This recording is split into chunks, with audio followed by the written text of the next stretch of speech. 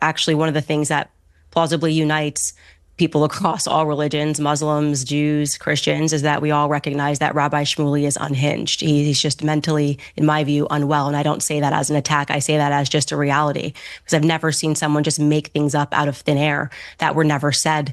And trying to screen that as a defense of Black people. The Black people will never accept Rabbi Shmuley after Michael Jackson put him on a list of people who he felt were ruining his life. So you can stop your pleas with Black America. They won't work.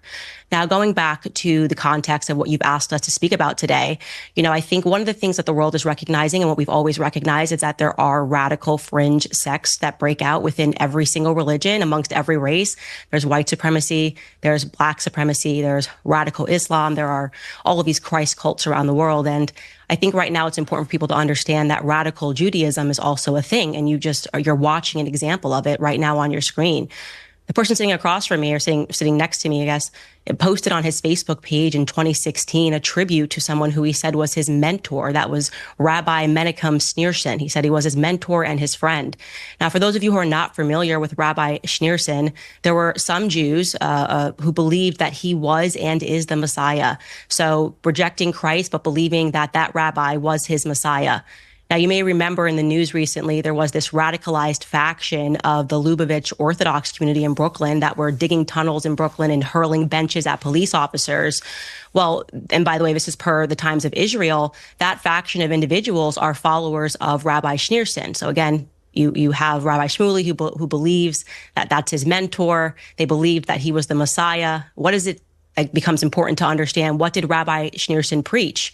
Well, he preached Jewish supremacism, the hatred of all non-Jews. And you don't have to take my word for it, because if I said it, they would say that's anti-Semitism. You should instead take the word of the two Jewish professors who translated his work. Those authors' names were Israel Shahak and Norton Mezvinsky. And their book was entitled Jewish Fundamentalism in Israel.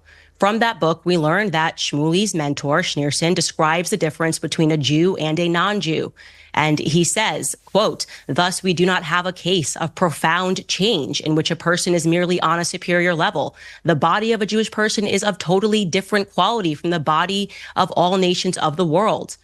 And he talks about the substance of the Jewish body versus the substance of non-Jews, saying that the inner quality, quote, is so different and so great that the body should be considered completely different species. So that is a belief. And you can go through his speeches and you will see that he continually talks about how non-Jews should be treated, and that, again, we are a different species. This is what Rabbi Shmuley believes in. We have to come to terms with the fact that there are Jewish radicals, and it's incumbent upon the Jewish community to call them out.